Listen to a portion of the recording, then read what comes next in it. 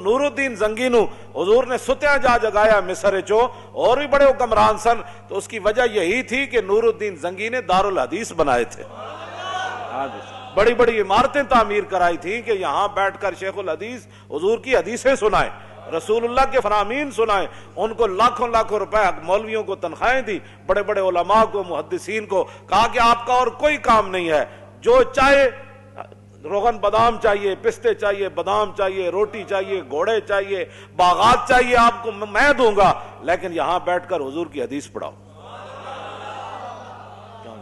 تم نے اہل قرآن کی کیا عزت کی ہے؟ حضور نے تو قرآن ہی کو علم قرار دیا۔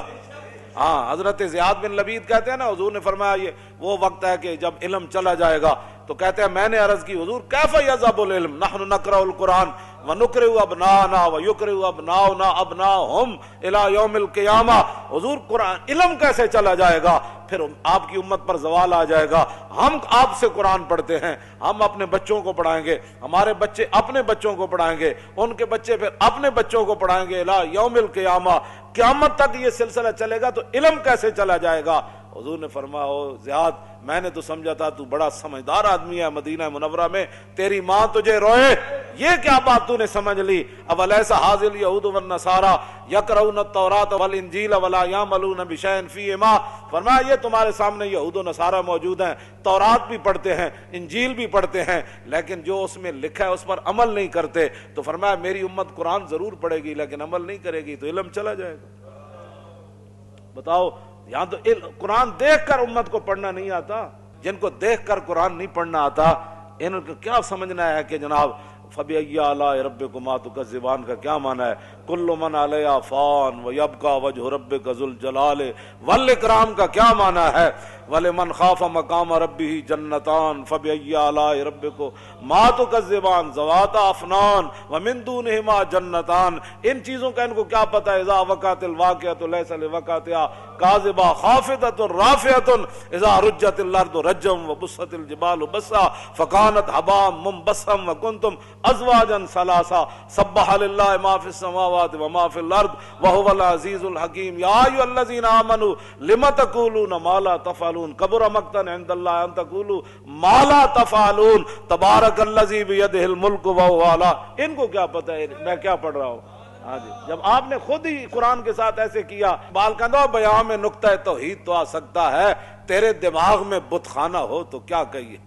جہاں میں بندہ حر کے مشاہدات ہیں کیا، تیری نگاہ غلامانہ ہو تو کیا کہیے؟ اقبال کہندا تینوں پتہ ہی نہیں محمد عربی دے غلاماں دا جناب، ہاں جی، انہاں دی ویکھن دا انداز کیویں تے انہاں دے چلن دا انداز کیویں، انہاں دے رہن دا انداز کیویں، انہاں دے کافراں نال گل کرن دا انداز کیویں، انہاں دا کھان دا انداز کیویں۔ کیوں جی؟ حذیفہ بن یمان اور رومیاں دے دسترخوان تے بیٹھے، ہزاراں نعمتاں پئیاں، روٹی کھاندیاں لقمہ نیچے گر گیا تے آپ جدوں چکن لگے تے نال والےاں نے کیا حضور اے کل نہ کرو، کہ ایک ہی کہن گے کہ نہ روٹی کدی نہیں ویکھی، یہ تھلو لقمے چاہ کے کھاندے، اسی دینا واسطے ہر قسم دے کھانے تیار کیتے، تے آپ نے فرمایا آترو کو سنت رسول اللہ لحاظ الہما کا، فرمایا آپ چلیا میں انہاں واسطے اپنے نبی دی سنت چھڑ دیواں۔ جہاں میں بندہ حر کے مشاہدات ہیں کیا، کیوں جی؟ تیری نگاہ غلامانہ ہو تو کیا کہیے؟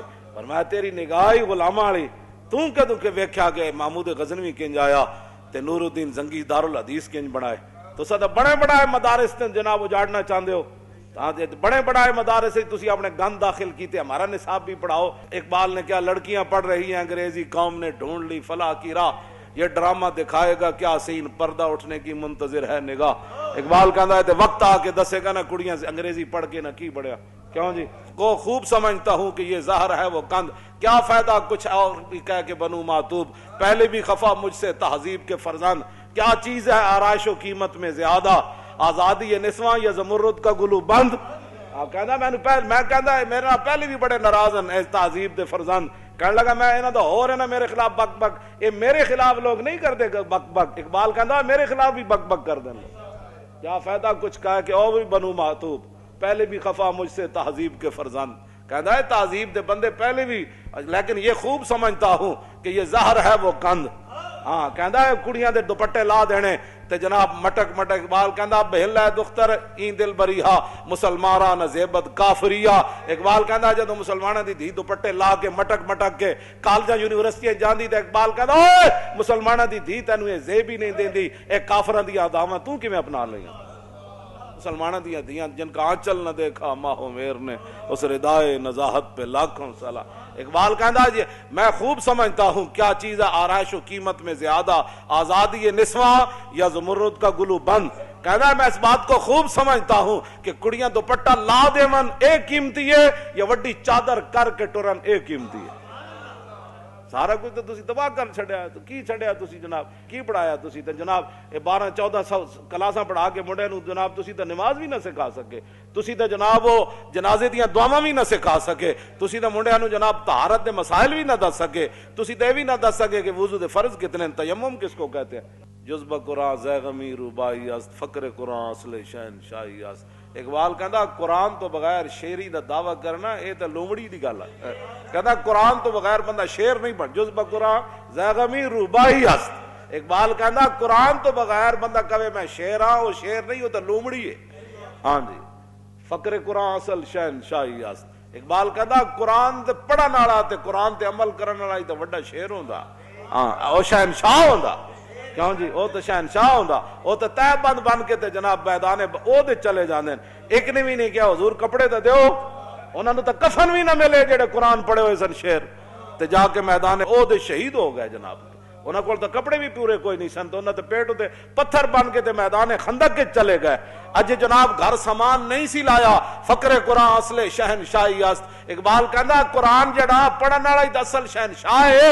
اقبال کہا جے تے صحابہ جے سامان اتارے بھی نہیں سی اپنے گھوڑیاں تو تے خچرا تو تے اٹھاؤ تو تے پھر جبریل آ گیا، انہیں کہا جی چلیے بنو قریظہ دی طرف، فقر قرآن اصل شہنشاہی است. اقبال کہندا اے تے شہنشاہ سن.